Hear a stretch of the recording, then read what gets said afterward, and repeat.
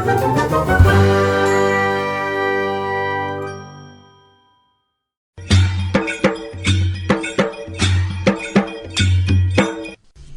बंधू भगिनींनो, किसानवाणी या कार्यक्रमामध्ये तुमच्या सगळ्यांचंच अगदी मनापासून स्वागत आहे. शेतकरी बंधू भगिनींनो, आज जर आपण बघायला गेलो तर फळांना अनन्यसाधारण महत्त्व आहे आपल्या आहारामध्ये. प्रगत देशांच्या तुलनेत भारतात आजही आहारामध्ये फळांचं प्रमाण खूप कमी, पण फळांचा राजा आंबा हे आपल्या भारताचं राष्ट्रीय फळ आहे. आणि अर्थातच आपल्या सगळ्यांना आवडणारा हा आंबा, याची सगळीकडे लागवड केली जाते आणि सगळ्या स्तरातून प्रथम प्राधान्य आपल्या इथे आंब्यालाच दिलं जातं. आणि बघायला गेलं तर पुरातन काळापासून भारतामध्ये आंब्याची लागवड केली जाते आणि 400 वर्षापासून आंब्याचे व्यापारी तत्वावर लागवडीचे पुरावे आढळतात. परिपक्व फळांचा आकर्षक रंग, मधुर चव आणि उत्कृष्ट पौष्टिकता या गुणांमुळे आजही आंबा हे फळ जगातलं अत्युच्च फळ समूहामध्ये वरच्या स्थानावर विराजमान झालंय. आता जर आपण बघायला गेलो तर आंबा या पिकाखालील क्षेत्र आणि त्यापासून मिळणारं उत्पादन यांचा जर विचार केला तर भारताचा जगामध्ये प्रथम क्रमांक लागतो आणि जगामध्ये 110 पेक्षा जास्त देशांमध्ये आंब्याचं उत्पादन घेतलं जातंय. भारतामध्ये अतिथंडी, अतिउष्णता, वाळवंटी प्रदेश सोडला तर या पिकाची सगळीकडे लागवड दिसून येते, मोस्टली कोकणामध्ये. पण आपल्या इथे आजकाल आंब्याची लागवड मोठ्या प्रमाणामध्ये होतीये. शेतकरी बंधू भगिनींनो, दरवर्षी कोणत्या ना कोणत्या कारणानं आंबा मोहराचं पर्यायानं फळांचं मोठं नुकसान होताना दिसते, मग ते नैसर्गिक असो किंवा अनैसर्गिक असो. आणि हे नुकसान टाळायचं असेल तर आंब्याच्या मोहराची काळजी घेणं ही एक अत्यंत गरजेची गोष्ट आहे. हे नुकसान टाळल्यास आंबा पडत राहिला आणि थंडीला उशीर झाला तर मोहर पण उशिरा येतो. आणि जुलै आणि ऑगस्ट महिन्यामध्ये पावसाचा खंड पडला तर अशा वेळी बागेमध्ये आंब्याला मोहर यायला सुरुवात होते. विशेषतः समुद्रानजीकच्या आंबा बागेमध्ये अवेळी मोहर येण्याची उदाहरणं आपल्याला बघायला मिळतात आणि उशिरा मोहर येण्याची शक्यता असते इथं. यामध्ये कारणं भरपूर आहेत, जसं की द्रव्यांची कमतरता, संजीवकांचा अभाव, पाण्याचं अयोग्य व्यवस्थापन आणि कीड रोगांचा प्रादुर्भाव याच्यासारख्या कारणांमुळे मोहरगळ आणि फळगळ होते. पण हे जर सगळं टाळायचं असेल तर आपल्याला याचं नियोजन करणं एक अत्यंत गरजेची गोष्ट आहे. आणि याच्यासाठीच आज आपल्या स्टुडिओमध्ये उपस्थित आहेत मुक्काम पोस्ट पाडळी इथले ऋषिकेश ढाणे सर. असं आपण जर बघायला गेलो तर सरांनी बागच तयार केलेली आहे स्वतःची. 1 एकरामध्ये आंब्याचं क्षेत्रफळ आहे, ज्याच्यामध्ये 40 झाडं लावलीत. त्याच्याबरोबर आवळ्याची प्रक्रिया करतायत. आवळ्याची 70 झाडं आहेत. त्याचबरोबर बांधावर देखील 71 झाडं आहेत. आणि याच्याशिवाय 1.5 एकरावरती ऑर्गॅनिक कोरफडीची लागवड केली. आलं आहे, सीताफळे, कांदा बियाणा प्लॉट आहे, गवती चहा आहे. त्याचबरोबर मद्रास ऊस म्हणजेच काळा ऊस हा देखील पिकवत आहेत. तैवान पिंक पेरू आहे त्याच्याच आणि याची 400 झाडं आहेत त्यांच्याकडं. याच्याशिवाय खजूर आहे, ड्रॅगन फ्रूट आहे, औषधी वनस्पती आहेत, पपनस आहे, वॉटर ॲपल आहे. ऑर्गॅनिक पद्धतीने कांदा लागवड ते करतात. याच्याशिवाय आणखीन काय हवंय? माझ्या मते आज आपल्याला आंबा मोहर गळ व्यवस्थापनाबद्दल अधिक माहिती देणार आहेत सर, आणि बाकीची देखील माहिती आपण बघणारच आहोत. पण सर, सुरुवातीला एवढ्या मोठ्या क्षेत्रामध्ये तुम्ही इतकी सारी फळांची लागवड केली, त्याच्याबद्दल पण थोडं आपण शेतकरी बंधू भगिनींना सांगूया. नक्कीच. कसं होतं की आपण इन्कमचे इतर सोर्सेस किंवा अनेक मार्ग निर्माण केले तर आपल्याला निश्चितच चांगलं अर्थार्जन प्राप्त होतं. खरंय.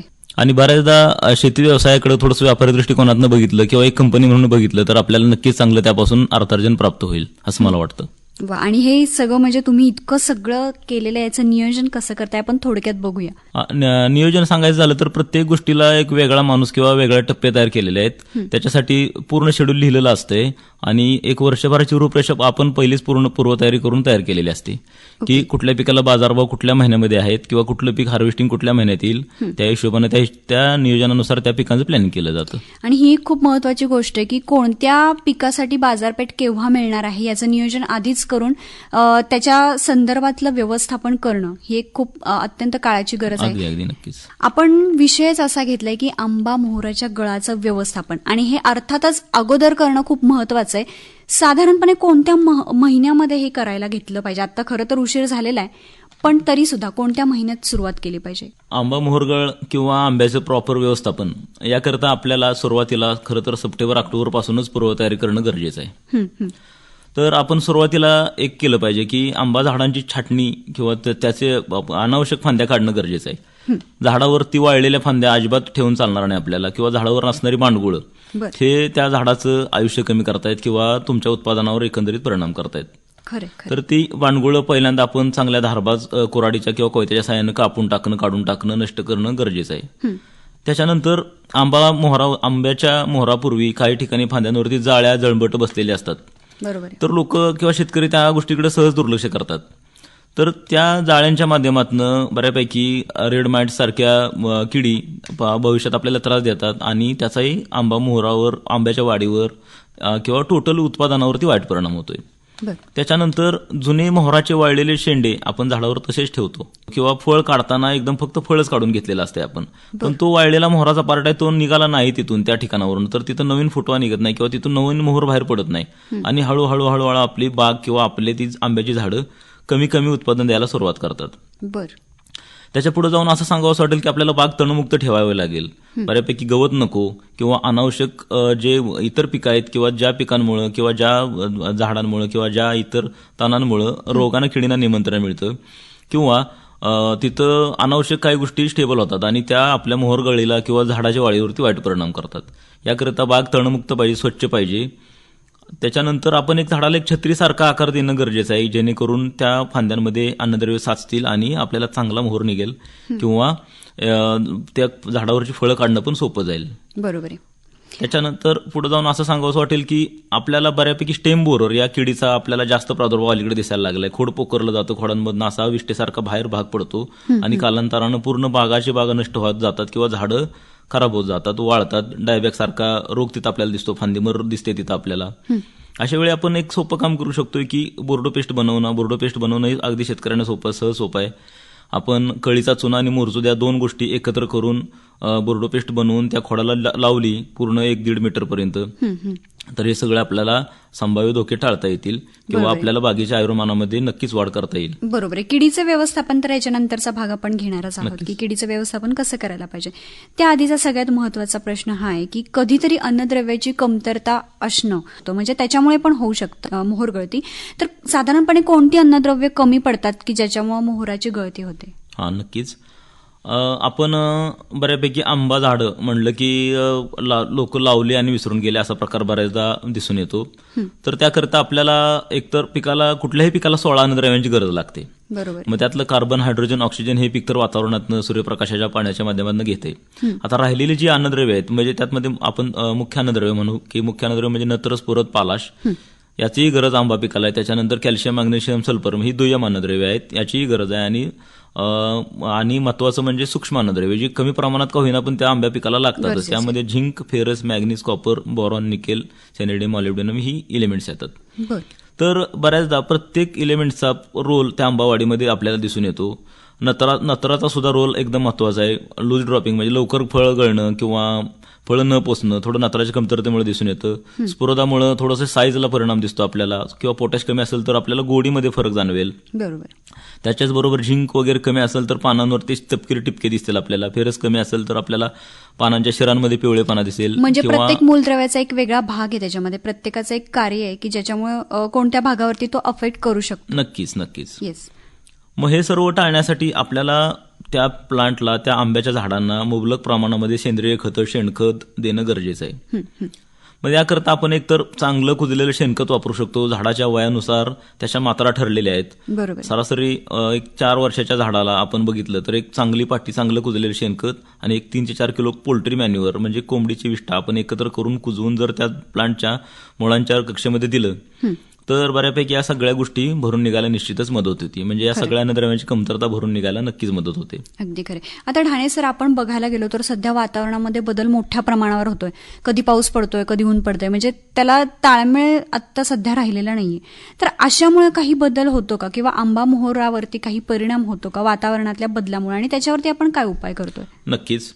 वातावरणातल्या बदलामुळं आपल्याला बऱ्याचदा धुकं असते किंवा आर्द्रता जास्त असते किंवा गारपीट होते. अशा वेळेला आपल्याला आंब्याचा मोहर जपणं किंवा त्याचं व्यवस्थापन चांगल्या पद्धतीनं करणं अतिशय गरजेचं आहे. बरोबर.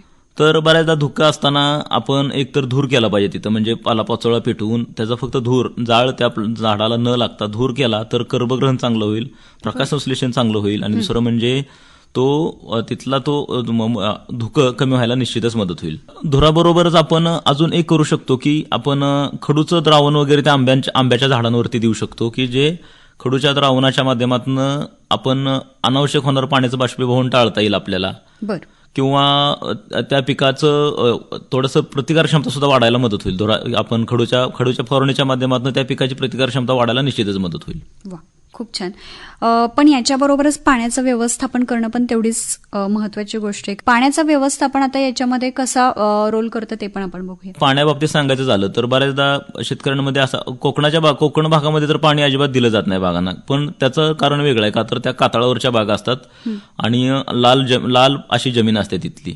थोडंसं पीएच विषयी सांगावंसं वाटेल की ज्या बागांमध्ये तिथं लो पीएच असतोय कोकणामध्ये आणि आपल्याकडे थोडासा हाय पीएच बऱ्याचशा बागांमध्ये बघायला मिळेल. तर पाणी अतिरेक पण पाण्याचा चांगला नाही आणि कमी पण पाणी देणं गरजेचं नाही, योग्य नाही. तर तुम्ही कशा पद्धतीनं बागा वाढवता त्या नियोजनामध्ये पाण्याचं व्यवस्थापन घेणं गरजेचं आहे. मोहर निघण्याच्या काळामध्ये गरजेपुरतंच पाणी झाडाला देणं गरजेचं आहे आणि पाण्याचा अतिरेक झाला तरी सुद्धा मोहरगळीला निश्चितच मोहरगळीवर त्याचा परिणाम होतो. आता यानंतर आपण बघूया की किडीचं व्यवस्थापन, रोग व्यवस्थापन, त्याचबरोबर फवारणी करताना काय काळजी घ्यायला पाहिजे. नक्कीच. आता किडींबाबतीत सांगायचं झालं तर 15 ते 18 वर्षापूर्वी जवळपास असं बघण्यात यायचं की तुडतुडा या किडीचा अटॅक जास्त असायचा सुरुवातीला. बरोबर. आणि त्यावेळी एंडोसल्फान आणि कार्बार ही 2च औषधं प्रामुख्यानं वापरली जायची. पण असं व्हायचं की लोक सुरुवातीला किडी येऊ नये म्हणून अगोदरच फवारणी करायची किंवा तुडतुड्यांच्या वापरासाठी एंडोसल्फान किंवा कार्बारिलचा जास्त प्रमाणात वापर करायचे. ह्या सगळ्या गोष्टींमुळे हळूहळू त्या किडींची त्या औषधांविषयीची प्रतिकारक्षमता वाढली आणि त्या औषधांना त्या किडी दाद देण्यात किंवा त्यांची एवढी प्रतिकारक्षमता वाढली की त्या औषधं फवारली तरी त्या किडींवरती फारसा परिणाम होत नव्हता आणि त्यांची वाढ होतच जायला लागली आणि आंब्याचं नुकसान व्हायला लागलं, मोहराचं नुकसान व्हायला लागलं. नंतरच्या काळात सिंथेटिक पायरोथ्राइड्स वर्गातली काही कीटकनाशकं आली. पण त्या दरम्यान असं झालं की त्या औषधांच्या सततच्या फवारण्यांमुळे इतर किडींचं प्रमाण वाढलं, जसं की मीजमाशी, पिट्या ढेकून, लाल कोळी या किडींची प्रतिकारक्षमता वाढली आणि ह्या पण किडींचा अटॅक त्या आंब्या झाडांवरती दिसायला लागला. परत असं झालं की आपण तुडतुडा या किडीकडे येऊयात. तुडतुडा कीड बऱ्यापैकी पानांच्या पाठीमागनं रस शोषते किंवा मोहरामधला रस शोषते आणि बऱ्यापैकी तिथं असा चिकटसा द्राव तयार होतो आणि मोहरगळ होते. आपल्याला बऱ्याचदा सुरुवातीला भरपूर मोहर आलाय असं दिसतं आणि परत पूर्ण फक्त त्या मोहराच्या दांड्या शिल्लक राहिलेल्या दिसतात.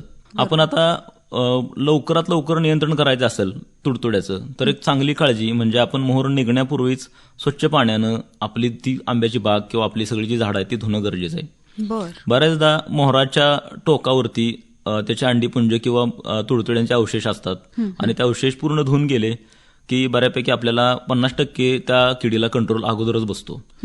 आणि त्याच्यानंतर मग आपण रासायनिक उपाययोजना म्हणालो तर इमिडाक्लोराप्रिड हे कीटकनाशक आपण फवारलं तरी पण तुडतुड्याला चांगला परिणाम होतो.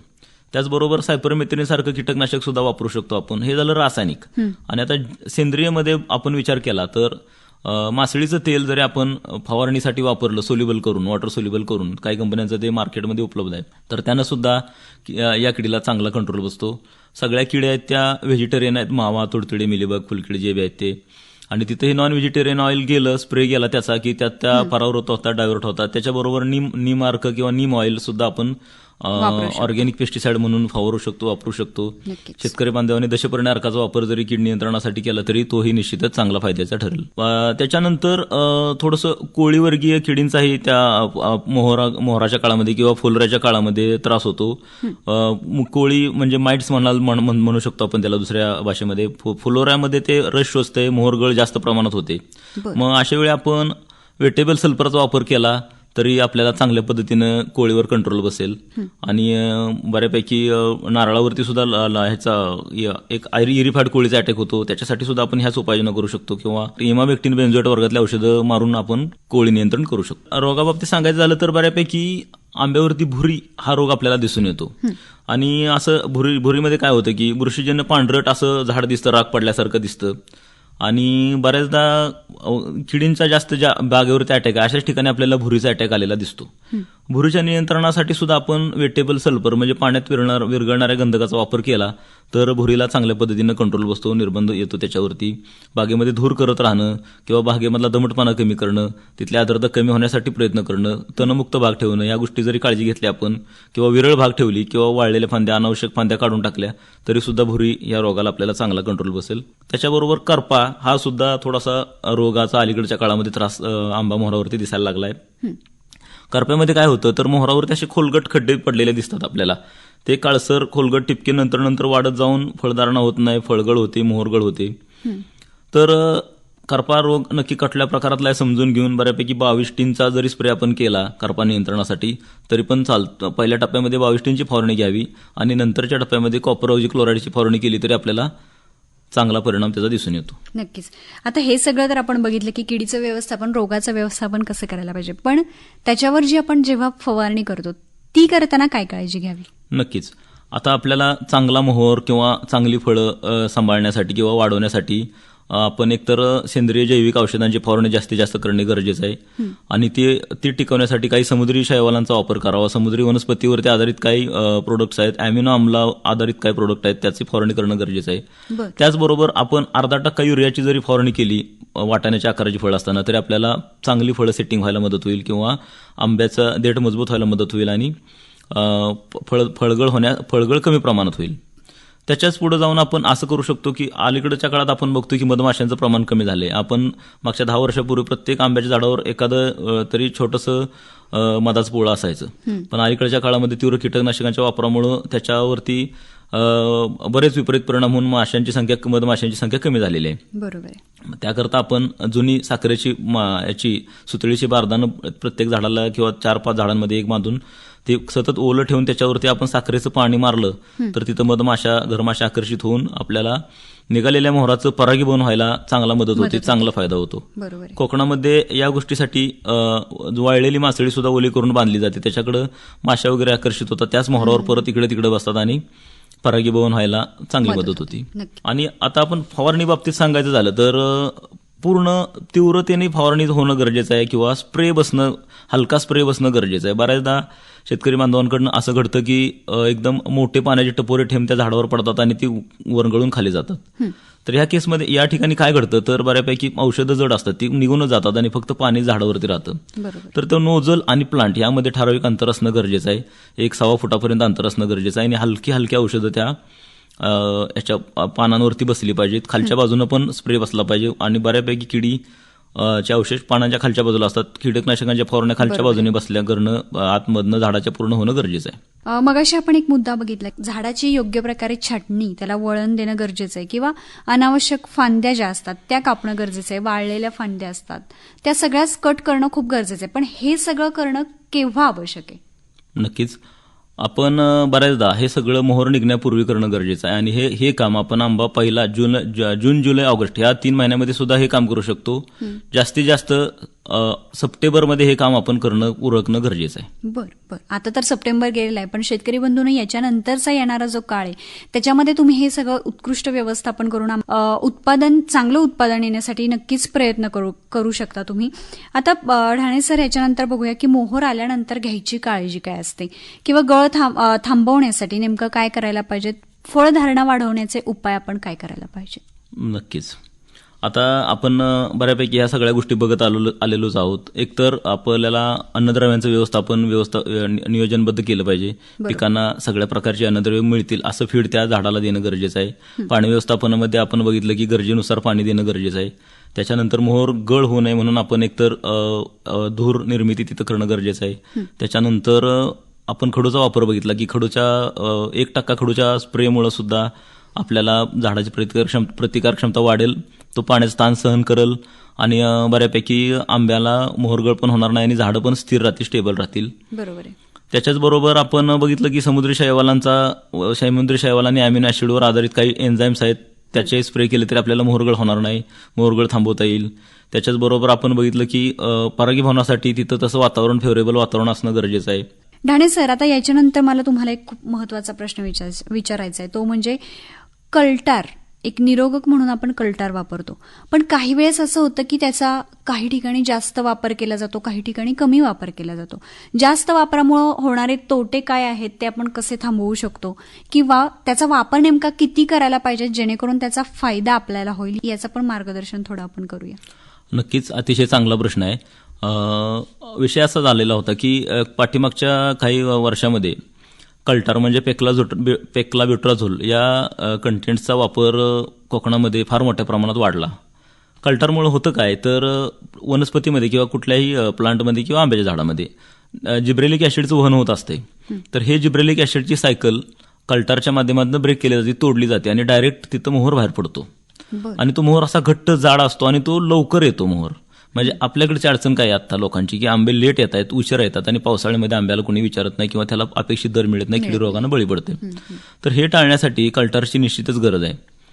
पण कल्टार देताना काही गोष्टींची काळजी घेतली पाहिजे. दिलेल्या मात्रेमध्येच कल्टार दिलं पाहिजे आणि कल्टार दिल्यामुळं एकतर फळं लवकर येतील, मोहर झुपकेदार जाड येईल आणि आपल्याला फळं नक्कीच चांगली मिळतील. पण आता कल्टारचे तोटे किंवा अतिवापरामुळे होणारे दुष्परिणाम आपण बघितले तर एकतर मोहर जाड आणि घट्ट आल्यामुळे तिथं थ्रिप्सचा, माइट्सचा किंवा माव्याचा अटॅक होतो, भुरीचा अटॅक होतो. म्हणजे एकतर आपल्याला जास्त कीटकनाशकं कल्टार दिलेल्या बागेमध्ये फवारावे लागतात. बरोबर आहे.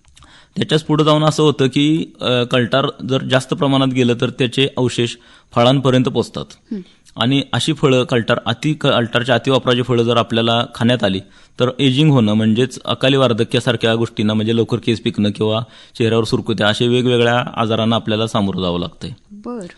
मग आता हे कल्टार तुम्हाला वापरायचं असेल तर ठीक आहे, जुन्या झाडांना, न फळ येणाऱ्या, कमी फळ येणाऱ्या झाडांना वापरा.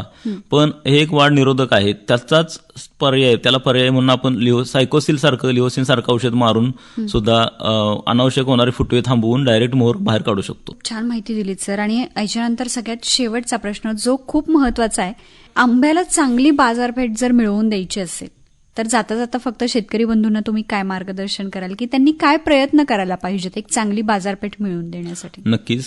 कसं होतं की तुम्ही जर दर्जेदार उत्पादन घेतलं किंवा चांगलं उत्पादन घेतलं तर तुम्हाला बाजारपेठ मिळून जाते. अगदी तुम्ही जवळच्या व्यक्तींना सुद्धा एखादी गोष्ट देत असाल मनापासून की माझ्या बागेतला आंबा आहे, तो तुला खाल्ला पाहिजे, चांगला आहे, तर त्याच्यासाठी शेतकरी बांधवांनी स्वतः काही गोष्टींची काळजी घेतली पाहिजे. एकतर पूर्ण मॅच्युअर आंबेच बागेवरनं काढणं गरजेचं आहे. बऱ्यापैकी केमिकल फ्री, जेवढे जमल तेवढं शक्य पद्धतीनं, सेंद्रिय पद्धतीनं त्याचं उत्पादन घेणं गरजेचं आहे आणि पूर्ण पक्व झाल्यानंतरच झाडावरून आंबं काढणं गरजेचं आहे.